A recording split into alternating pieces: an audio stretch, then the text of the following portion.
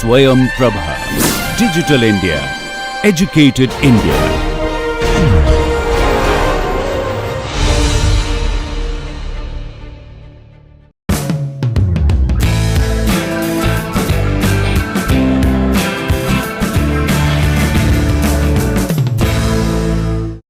So, again I have drawn this diagram to summarize what we have discussed, but all that discussion was only qualitative discussion, and we know that for any reactor design this is the performance equation, and in this we know input, that is the plant capacity, you know what is the demand.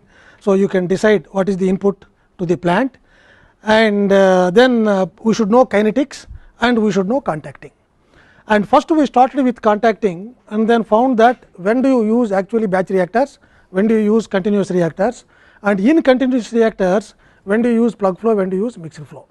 I hope that you have thoroughly understood.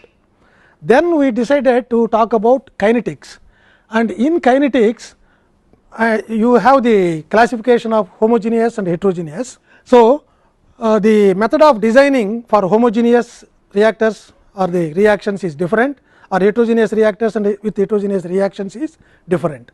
And what we get extra, at least analytically with so many examples, what we have decided was that the chemical factors and physical factors both will be present in the kinetics, that is in kinetic model.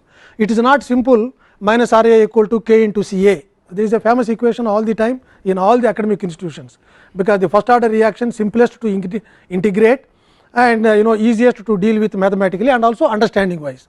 So, that is why always we will say that we have first order reaction, and we never bother about what is mass transfer, what is heat transfer and all that, but we had sufficient examples to justify that in heterogeneous systems it is the heat and mass transfer which may control the rate of reaction, even though it is a chemical reaction, chemical part may not present at all. That is one example which we talked about, the combustion, coal gasification, coal combustion. So, in coal combustion many times it is the oxygen transfer to the coal which is rate controlling, okay? And the rate expression will be simply minus R A equal to K into or Kg into Cag. It is not K as a reaction rate constant. So, it is the mass transfer coefficient which you have to substitute there and then find out volume of the reactor instead of actual reaction coefficient. So, that is why always in heterogeneous systems we have chemical and physical systems both are coming, and every time as I told you, you have to visualize a model, write all the steps, and all the steps you have to write simple equations. Most of them will be mass transfer steps, only one step will be reaction step, and eliminate all the intermediate concentrations, then you will get what is called a global rate of reaction. Now, the question to be asked, which I have also told you some time earlier during discussion, was how do you define first of all your rate of reaction for heterogeneous systems. Homogeneous systems it is straightforward, and always we will say that moles converted per unit time per unit volume of the reaction mixture. But here you cannot have that reaction mixture, because if I have a coal combustion unit, I have solids plus I have the gas. So, which one you really take? So, that is why there are various ways of defining the rates for heterogeneous systems. So, let us also record all of them, and then whatever is convenient to you as an engineer, we should be able to take that. It is left to us, and that is where the greatness of engineer automatically comes. You have to choose the simplest one that is possible for you for the design, right? Otherwise, most difficult things if you take, the design will be more complicated, unnecessarily complicated. Okay. So, based on the unit heterogeneous rates, I think I may write here.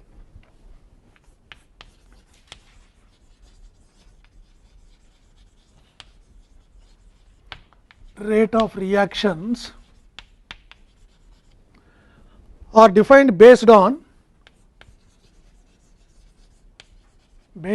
unit mass of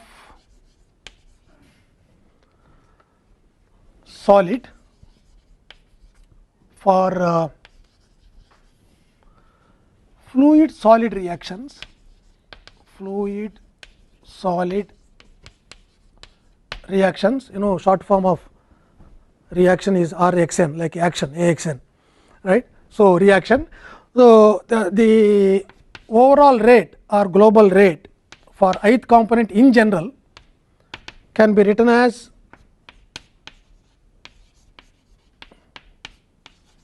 dNA by dt, and this can be also written in terms of words moles of I reacted per mass of solid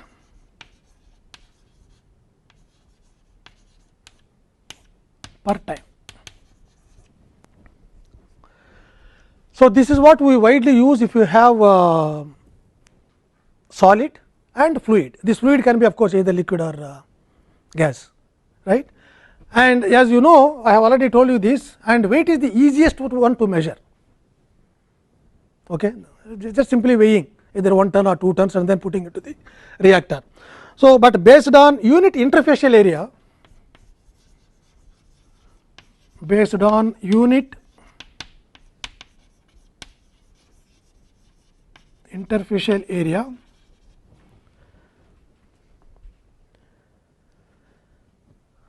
in two fluid systems,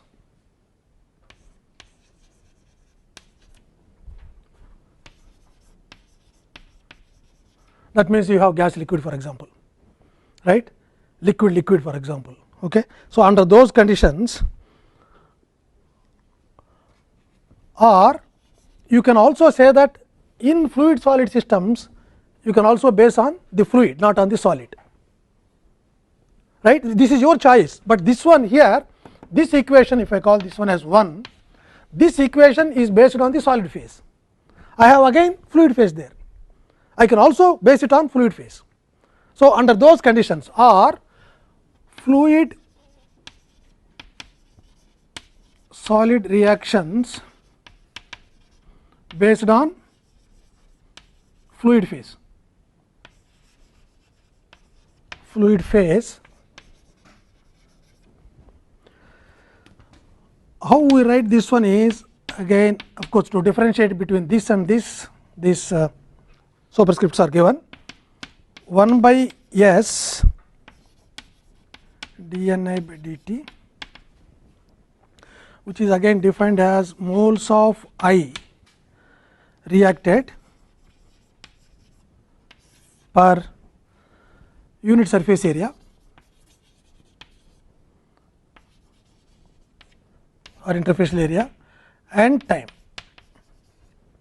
So, this is 2. Yeah, we can also base it on based on unit volume of solid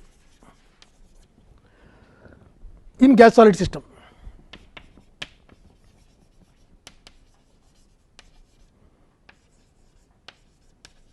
In gas solid system. So, that will be minus R I 555 equal to 1 by V s dNA by dt, again defined as moles of I reacted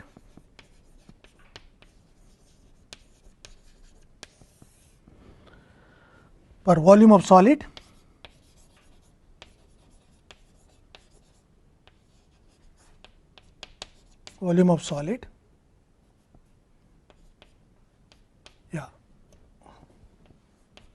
per time. So, this is equation 3. Then the last one, there are many, I am just giving only some 4 or 5 based on unit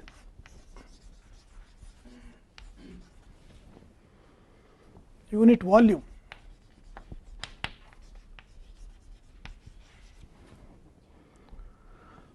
of reactor.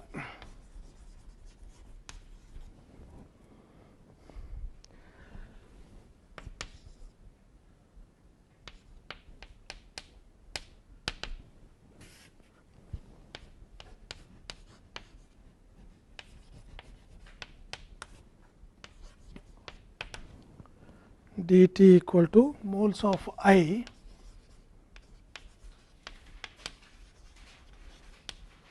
reacted per volume of reactor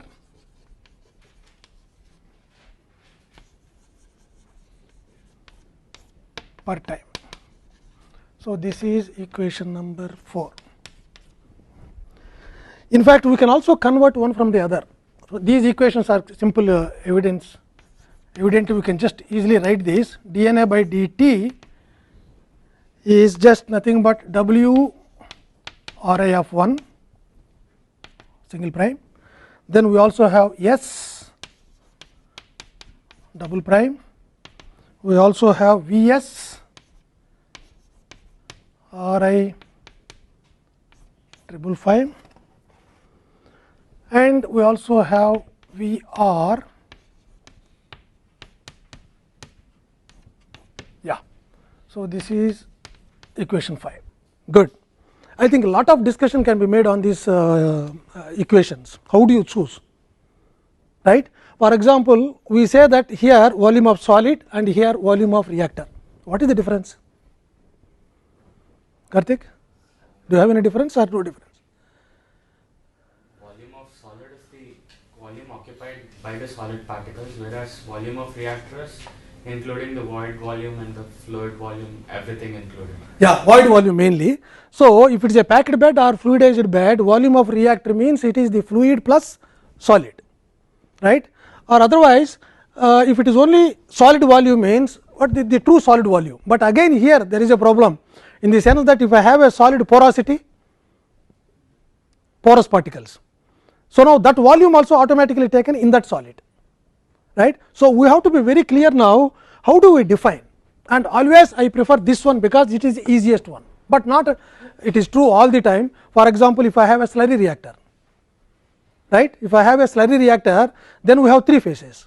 We have gas, liquid and then solid, and the general thumb rule or general convention of defining rate in a slurry reactor is moles of I converted per unit time per unit volume of bubble free slurry.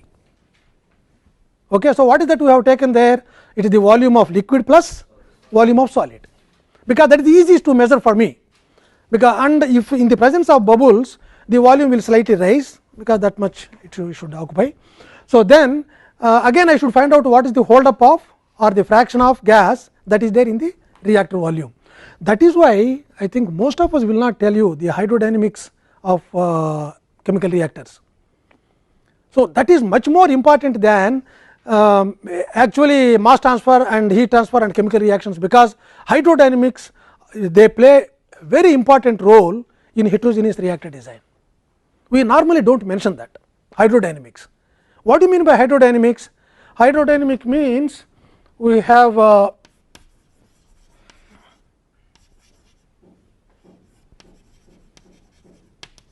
hydrodynamics means we have how the 2 phases or 3 phases involved in heterogeneous systems they move. Okay, even though we call hydro, hydro generally represent water, right.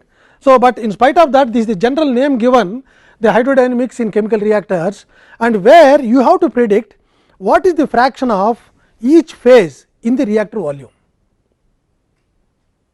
right. That means, if when I am operating with certain gas, certain liquid and solids are constant, for example, if you take, then depending on gas flow rate and liquid flow rate, the reactor occupies certain volume of gas or volume of liquid. Solid is constant anyway, right. So, depending on these 2 flow rates, how these fractions change, and those are very important, because if I have a reaction, I am just imagining that I have A plus B plus C in a 3 phase reactor going to product, right. So, what I told here is 1 mole, 1 mole, 1 mole, but in the actual reactor, because of hydrodynamic conditions, gas may not be 1 mole, it may be 0.01 moles, because the hold up is so low.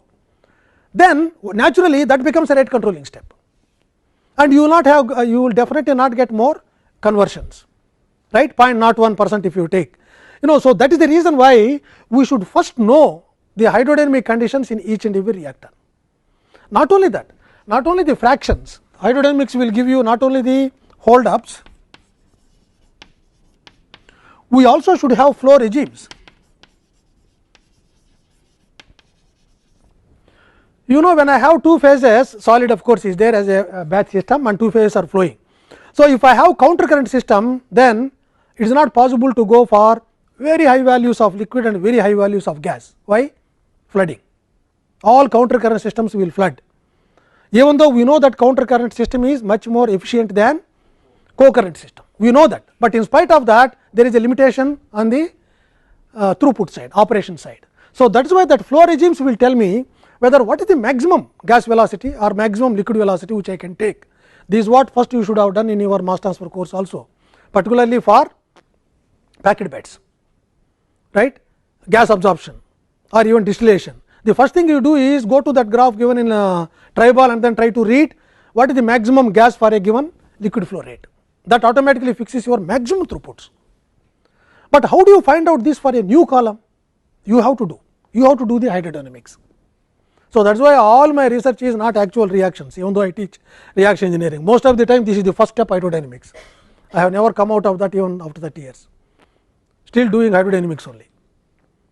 Okay. So, in every system you should be able to find out what are the flow regimes, what are the hold ups and what are the phase velocities. What do you mean by what are the phase velocities? If it is a fluidized bed, okay, it may be 3 phase fluidized bed, that means 3 phases are going, solid is anyway constant, the volume is a batch system, then gas and liquid both we send, right, but the solids have to fluidize. I hope all of you know what is fluidization, right. Fluidization is the phenomena where the solid particles are kept under suspension, so that they behave like a fluid. Okay. So, that is why we call fluidization, that means imparting the properties of fluids for solid particles, otherwise solids are immobile, they will not move, right. So, but I should know what is that minimum velocity that is required for this fluidization to take place. If I do not know that, what is happening, I want to use fluidized bed, but most of the time it is under packing conditions, packed bed conditions. So, that is why the phase velocities, and the other extreme is that I may use very high velocity because I do not know anything about hydrodynamics, very high gas velocity or very high liquid velocity, and these velocities have already they may be more than the terminal velocities of the particles. So, if you are not careful, or even if you are careful and then put on the top of the reactor a mesh, all the particles will go, that is inverse packed bed, because the packing will go and stick to the top, because you put a mesh, they are not able to go out. If you do not put the mesh, there is no there will not be any particles inside the reactor at all. So, that is why that fixes the boundaries, the phase velocities. That is why these are the factors normally, yeah, apart from that the pressure drops.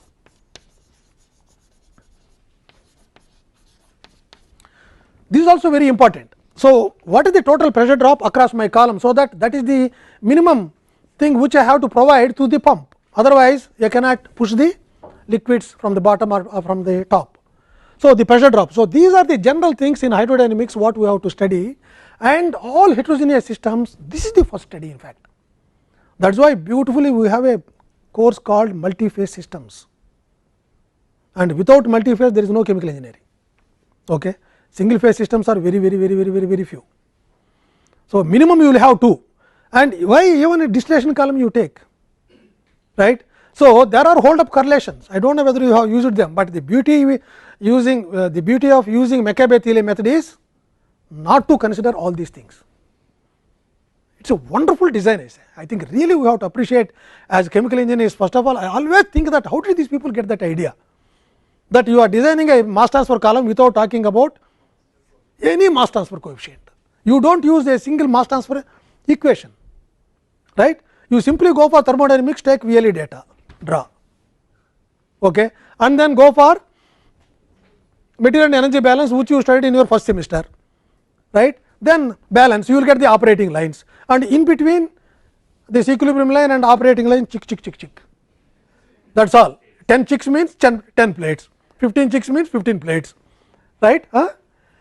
And after that we have a nice fellow called Murphy, and go to Murphy and take Murphy efficiency maybe to 80%, 60%, 70%, depending on the system. Okay. What do you mean by depending on the system? When do you take 50%, when do you take 80% Murphy efficiency? Have you thought? Normally we tell you in the class take 50%, you take 50% without questioning.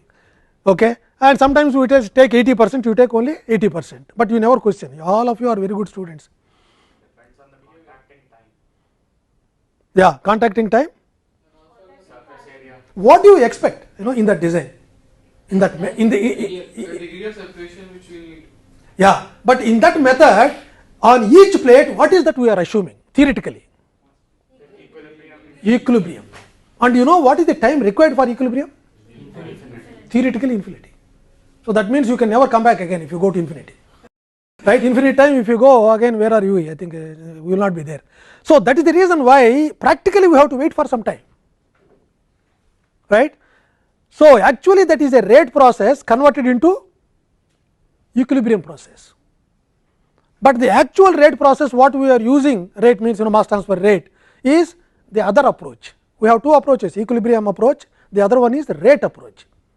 And generally if you have a packed bed, you use mass transfer equations, that is why two films you draw and then you write the mass transfer equation, okay, and then how the concentrations are changing, how the mass transfer coefficient at each and every height along the column, all that you integrate, and then you, of course, again as an engineer you will again simplify that in terms of NTU, HTU and all that, because easy to convert for the design. So these two approaches, but there also you need this phase hold ups, you need flow regimes, you need phase velocities, and definitely you need pressure drop, right? And pressure drop, luckily we have only one equation for packed beds, we have to thank Ergun. And the story is that, I do not know whether we have to believe this or not. Someone was telling me that story, some not Cambridge University, some university from UK. It seems when he submitted his thesis on the pressure drop of pressure drop through packed beds, he was failed because there is no contribution from him.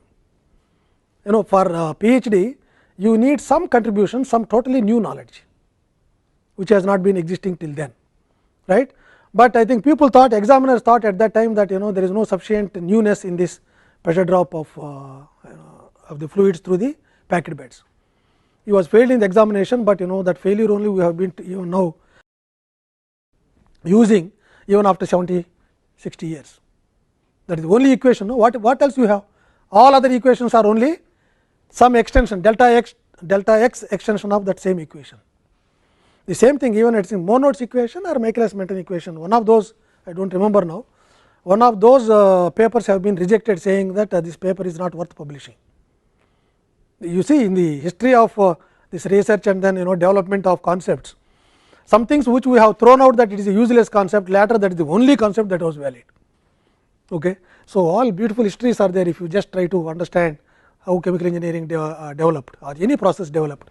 Good. So that is why hydrodynamics are very important for heterogeneous system. Good. So and most of the time if you look at the rate equations given in the textbooks, if it is a packed bed, many times this is the one that is used. If it is a slurry reactor, many times that is used is based on volume of bubble free slurry, that is what. And if it is gas liquid system, you do not have any choice except that you have to go for interfacial area. And you see, the most difficult thing in chemical engineering is finding out interfacial area or surface area. For solids it is fine, solids also has interfacial area, but I can easily find out solids interfacial area if I know the particle size, even particle size distribution. So I will go to sieving, which you learnt in your maybe 4th semester, 5th semester, mechanical operations, and then you have various sieves. Maybe between these sieves each time you will have maybe 10%, 20%, 40% like that, and in each category within that what is the particle size, average size, find out that interfacial area, surface area. So like that all surface areas you can add up. I am talking about just external surface areas. Sieve gives you only external surface area, because what I am trying to say is particles are not changing with the time even in the packed bed. So you can easily find out what is the interfacial area based on external surface area alone. But you also have fairly very good techniques to find out what is the internal surface area for the porous particles. What are the methods? BET is one method, and you also have mercury porosimeters, but BET will give you to certain range of pores, and mercury porous matte also will give you certain other range of pores, but all these pores you have to add and then find out what is the total surface area, and that will be very useful for catalytic reactions. But advantage there is those particles are not changing with time unless you have deactivation. Okay. So, that is why I am very fairly confident about that, but the systems with gas liquid and also liquid liquid very difficult, because you have the in a liquid liquid system droplets, one is continuous phase, other one is the dispersed phase. In the dispersed phase you have the small bubbles, large bubbles, and unfortunately large bubbles will become will break and then become small bubbles, and small bubbles will coalesce and then become large bubbles. We do not know how to really predict what is happening throughout the system in the process. That is why that is one of the most difficult parts in evaluation, in evaluating the interfacial area, and much worse is your bubbles also, right. That is why if you are able to design a system where you can beautifully produce only single bubbles or single droplets of uniform size, then this very accurate surface area is very accurate, because I have to measure only one bubble size, all bubbles are same afterwards. So, then simply multiply by number of bubbles and then each bubble what is the surface area.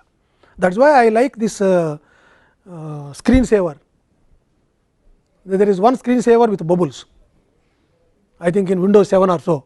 So, I mean I always put that wherever I go, I have computer in the house, a computer here, wherever I see I have that possibility, I will push that screen saver, because thinking that how beautiful it would be if I am able to produce that kind of highly beautiful spherical particles on the screen.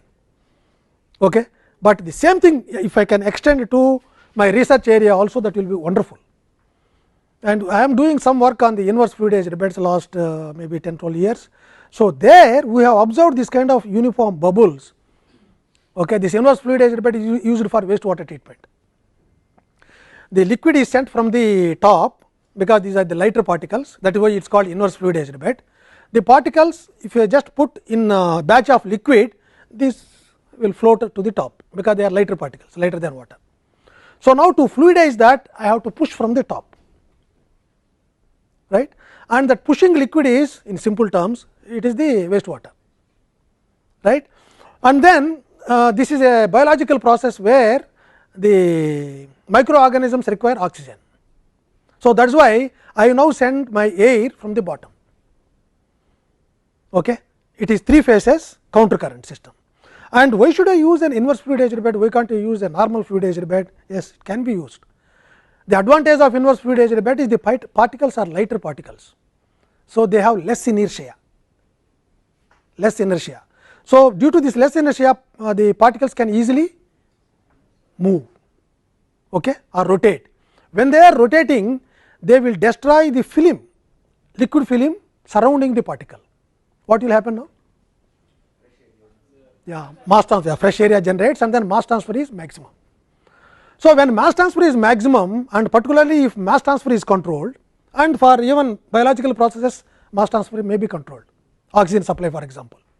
That is why I told you already, wastewater treatment, open ponds, right, very big large scale very large area you have to use. The reason is that you do not have an efficient way of mass transfer to each and every microorganism. So, they do not work, they will die of suffocation.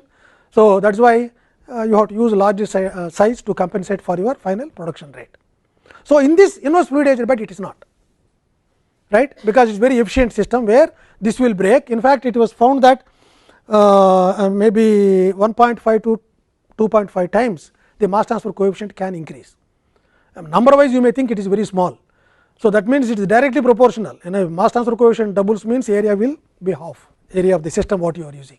So, that way it is very advantageous. There what we have observed was, when the bubbles are coming and the particles are expanding down, right, and in between those particles the bubble size is almost uniform, because the gas has to go through the bubbles, through the particles, and the liquid is trying to expand the particles. So, depending on the density hold up of the solids, if the hold up of solids is more, almost like a packed bed, I guarantee almost uniform bubbles throughout, and definitely I know that how much mass transfer, oxygen going to the liquid, then that liquid goes to the surface of solid. On the surface we have the microorganisms. So, microorganisms happily take the nutrients or the food from the wastewater and also breathe the dissolved oxygen, then happily it will work, it will reproduce, because good environment for it, because it is good food and good oxygen, amount of oxygen. So, that is why what is the next one that is left in the nature? Reproduction. So, that is why more and more microorganisms also are developed or produced, then you will have very efficient process. There also we are studying all the time, even now we do not have correct equations for minimum fluidization velocity, for example, this phase velocities. We do not have an equation for pressure drop, only recently we have developed that. And I think I have to publish that. I think we were the first people to say, to give a pressure drop equation till now in the world, that not yet published, only student recently submitted his thesis. There is no equation for pressure drop in a inverse fluidized bed. And of course, the flow regimes we have not yet done, but there are just only 1 or 2 papers for studying flow regimes. And of course, hold ups many people studied, and beauty there is, if I do my experiments, it is not tallying with other experiments. So, we have some 6-7 others who have published these hold ups, everyone has a different correlation. I do not know what to normalize now. In fact, my next attempt is that what is that, why different people have given different correlations. I am telling all this even in this course, because that is what the information you need. If you design a new system, it is not existing, then you have to develop all these hold up correlations, flow regime map, and also phase velocities, pressure drop correlations, all that, otherwise you cannot design the equation, I mean you cannot design the reactor, right. Okay. So, this is what are the general difficulties when you go for kinetics, and we decided now we have to concentrate, throughout this semester we will talk most of the time on the kinetics part of heterogeneous systems. And the first one what we take in this is gas solid non catalytic reactions. Okay. Then we will take gas solid catalytic reactions, then we take the fluidized beds will come under gas solid catalytic reactions, then we will take slurry reactor, right. So, in gas solid non catalytic reactors we will try to design packed beds and also fluidized beds, and in catalytic reactions also packed beds and fluidized beds, and in slurry reactor of course there is only one slurry reactor, right. So, this is the overall picture. First finding out the kinetics, that means kinetic models have to be developed, and then we have to use that information in the design of the reactor for either packed bed or fluidized bed or moving bed or rotary kiln. Procedure is same, but we cannot do everything in this course. So, at least these important things and very frequently used reactors are these packed beds, fluidized beds, slurry reactors in the industry. Moving beds also are used, but I think very difficult to control moving bed. Rotary kilns are again very easy, and the design also very easy. I think even though we do not have to design that, but it is very easy to design. I will let you know when the time comes. And rotary kilns are mainly used for gas solid non catalytic reactions, of course, yes. Solid solid reactions and non catalytic reactions like gasification. Okay. So, people use the rotating kilns. Okay. Good. So, that is the overall picture, and now we will go to gas solid non catalytic reactions. And first to know in gas solid non catalytic reaction is what kind of reaction first of all you have. You may be wondering what do you mean by what kind of reactions. Okay. So, example I can say simply tell you, if I have iron ore reduction Fe2O3 plus H2 giving me Fe plus H2O. Okay. Yeah, that reaction is quite different, that is also non catalytic reaction, gas solid. When I compared that with gasification reaction or combustion reaction, what is happening is here coal plus C plus O2 giving me CO2, but there I have the solid product at the end in iron ore reduction, whereas here I do not have anything, because particle will disappear. You may have ash, and there are coals where ash is almost negligible, 5% ash, 10% ash. So, then there is nothing in the reactor, then how do you design the reactor? You do not need any reactor, which means. So, that is why And also there are some beautiful reactions, non-catalytic reaction. For example, we are using our computers and all that very happily, right. And silica is one of the things which chips to make, and you know how difficult it is to produce that pure form of silica. And one reaction that is used is silane, that also I will write SiH4 going to Si plus 2H2. So, that means actually it is a gas, and after reaction I see the solid product. Wonderful design, and I guarantee you, if you develop a process now, there are many companies that are trying to do in the world, you will become a millionaire. Why millionaire? You can become a billionaire if you are able to develop that process of producing pure silica. In India, no one is producing, we are only importing. And of course, one good thing with us is we do not design chips. Okay? So, that is why you do not have to import that much silica, someone else is doing that. So, that is why very big companies like Union Carbide, now Union Carbide of course is joined with someone else, I think. Yeah, those people are still trying to get the maximum. There are some processes, but which are very costly, which are difficult. Not only costly, process wise difficult. That means slight change in the process conditions, you do not get silica. So, how do you design a robust process and then try to get the purest form of silica? There are still many reactions like that. And another wonderful non-catalytic reaction I can tell you is ceramics. Chinese have made this technique a long time back, beautiful, Chinese porcelain is one of the wonderful qualities, right. But we do not have that kind of quality, that they are doing even now by art rather than using science, because the solid reaction is also not that easy to understand and then try to use the scientific information for the design of tea cups or coffee cups, right. But you see the greatness in the art, because art has been developed over the hundreds or thousands of years. That is why they became experts, but unfortunate thing is only that family is expert in that, they cannot communicate with anyone else. But if I have a scientific method, whoever understands science, happily they can use that information. That is the difference between art and science, because suddenly I cannot become a painter, only it is possible for M.F. Hussain. Maybe afterwards his children, I do not know anyone is his children really painting or not, because genes will definitely work to some extent. Okay? All of us know that doctors becoming doctors, tennis players becoming tennis players, the family, cricket players, and maximum number you can say that movie actors becoming movie actors that is the maximum fraction. So, these are all always a little bit genes and then environment, right. Because from morning to evening in a movie actor's house, always they discuss about movie, that is good, this is bad, I fought with 100 people, I fought with 10 people today. So, I mean on the screen.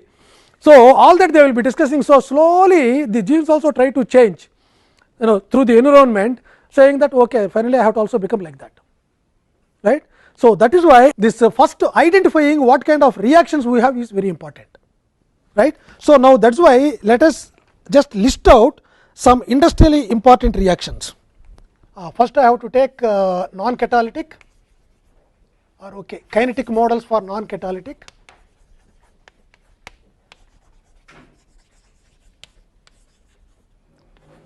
For non-catalytic reactions. So, let us say some important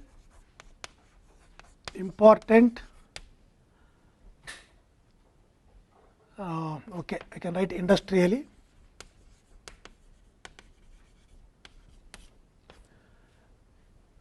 Reactions. Okay, we will divide this into different types, and I will say that first I have type A reactions, where we have solid plus fluid going to again solid plus fluid. I think just now I have told you one example. What is that? Yeah. So, this is Fe3O4 solid plus H2 gas giving me Fe solid plus H2O gas. Okay. So, I have to balance this F3. So, then this is 4. Yeah, then this is 4. Yeah, that is one reaction. The other reaction is of course roasting of zinc ore ZnS solid plus O2 gas giving me ZnO solid plus SO2 gas. So, again if I balance, this is 2, this is 2, this is 2, this is 3. I think hopefully right. 2, 4, 6, yeah, okay. So, that is the reaction. There are many, but I just want to give you only 1 or 2, so that you are comfortable. This is type A, and type B we have solid plus fluid giving me solid.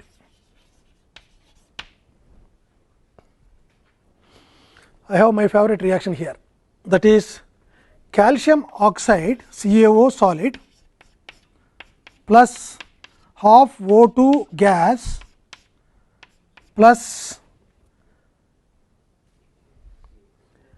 SO2 gas giving me Ca calcium sulphate, and this is one of the famous equations for removing sulfur from flue gases, thermal power plants and all that you have. So, from there using this reaction, sending this amount of oxygen, this amount of, if you have this amount of SO2, this amount of CaO, you can always, this is what one of the methods very widely used in fluidized bed combustion. In fluidized bed combustion, what do they do? Fluidized bed combustion is very famous particularly for sulfur coals and high ash coals. Okay, fluidized bed combustion. Okay, it is a fluidized bed where along with coal they also put calcium carbonate particles. Calcium carbonate is nothing but our Taj Mahal. Okay, yeah, they do not put Taj Mahal. I think calcium carbonate particles they just put. What happens is this calcination step is the first one. Calcium carbonate is CaCO3, and if you expose that to very high temperatures, then you will have CaO plus CO2. That is instantaneous reaction. That is why you simply throw calcium carbonate particles in the fluidized bed chamber, then first reaction is instantaneous, it becomes CaO. At any time I will see CaO. So, now this is another example for me to tell you rate controlling step. Which one is the rate controlling step? Either this one or the first one where calcination CaCO3 becoming to CaO. This one is the rate controlling step, because that is instantaneous. That means, any time I see that I have calcium oxide, that means because calcium carbonate has been converted to calcium oxide, right. So, then this reaction takes place, and there are many beautiful things about this. There are at least maybe 100 papers on this, how this reaction is taking place with CaO. Okay. So, what is the beauty in these reactions is that this calcium sulphate has more molar volume than calcium oxide, molar volume. So, that means the volume of particle will increase during the reaction, and that is bad for the reaction, because the calcium carbonate, when it is becoming calcium oxide, you have lot of pores. Lot of pores means like our blood, like our bread, what every day you take. Okay. More fluffy the bed is, the more porosity in the bread. Just imagine, without porosity you are trying to eat bread, that becomes roti. Okay, yeah, it is not bread. So, that is why the greatness of this modern bread and all that, to make a lot of porosity, but still it is nicely eatable, right. So, that is why immediately that it forms large pores inside the particle. Then calcium, then SO2 will try to diffuse into that. So, if I just look at one pore, this pore may be something like this, okay, one pore, just one pore, and I have some thickness of this pore, and SO2 is trying to diffuse there. This is SO2 of course with O2 and all that, right. So, then what happens, because here I have more concentration diffusion, no? By diffusion if I draw the profile, the concentration SO2 to O2 profile will decrease because of the resistance, very small pores. So, naturally that decrease in concentration will come, and you have the maximum concentration at the mouth, therefore, rate of reaction is more faster. So, when the rate of reaction is more here, calcium sulphate forming will be more, and that forms something like this. This is the calcium sulphate. You see now this pore, actually now this is the mouth of the pore, all this is solid.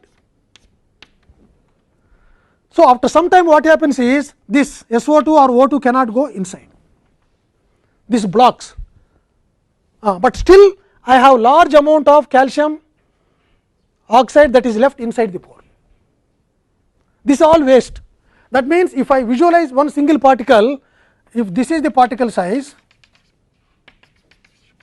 where the reaction is practically taking place, only this area, this one, that is where you have calcium sulphate, and all this is waste for me. That means, I am generating now lot of solid waste or not good quality of calcium sulphate, because outside calcium sulphate, inside actually I have calcium oxide. That is why in Germany I saw one company Lurgi, what they do is they spray water on that. After some time of reaction, they spray water on that, and you can also do not only in combustion, you can do this even outside, flue gases can be taken out first and then have the calcium same reaction in the separate reactor, that also they can do. So, there they spray water. What do you think will happen if they spray water? Because we know the solubility of calcium sulphate, that is very high in water, but it will just absorb water, and then that water will go and touch the calcium oxide, this is CaO. And you know the reaction between CaO and water, what kind of reaction? Exothermic or endothermic? But is it exothermic reaction or endothermic reaction? Highly exothermic reaction. I do not know, most of you would have not put this whitewash in your house. You try to buy calcium hydroxide, calcium oxide, and then make as calcium hydroxide, and then try to bubbles actually. It seems that is one of the punishments that is given to in the olden days, one of the punishments that is given to thieves and or murderers by kings. You know what they do? They will ask the person to stay like this, put all calcium oxide around them and put water. He also becomes, all his bones become calcium. He just live burnt. That really, it was recorded in some of course ruthless people at that time, kings. Probably we need them now, otherwise things may not work here in our country. Okay. So, that is why that exothermic heat is used to burn the body, right. So, what happens is when so much heat is generated inside, and the remaining some of the amount of water which is going, that evaporates. So, when it is evaporated, it has to come out. What does that do? It breaks and come out. So, when it breaks and comes out, all this area is again inside exposed to calcium oxide, for SO2 and O2 for reaction to take place. You see, these are very beautiful simple technique which we never normally appreciate.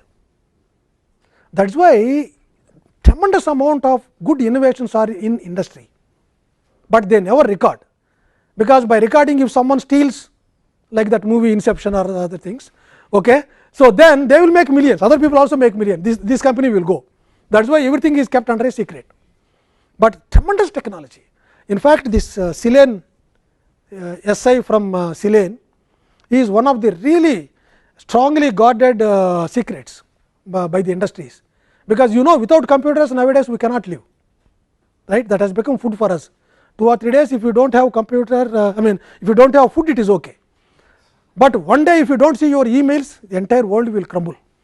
So, that otherwise if you do not tweet,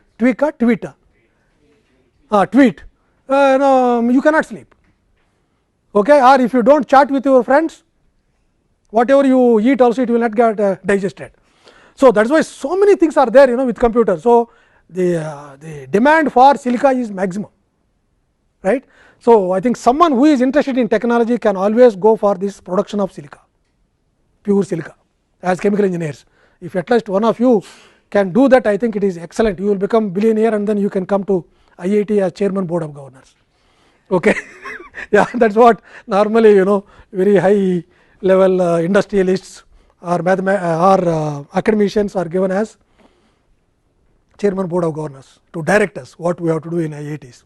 Okay, anyway, so this is the information about the type 2, the difference between type A and type 2 reactions, and this is one of the famous reactions. And another, there are many, for example, rusting of iron, that every day we see, but we never appreciate that one as one of the non-catalytic reactions. Right. Okay. So, this is FeO solid plus O2 gas giving us FeO solid. Again this is I mean for me everything is exciting, I say. I do not know for you how many things are really exciting. No, every day we see here, and the rust also will not form that nicely all the time. Sometimes if you see your cycle, you will see that some material will come off as flakes, and somewhere it will beautifully deposit as grains. Why? We never discuss, you never even observe. Huh? Yeah, that is what, that is a chemical reaction. Okay? That is what my interest is. Different forms of corrosion is not simply, it is a non-catalytic reaction.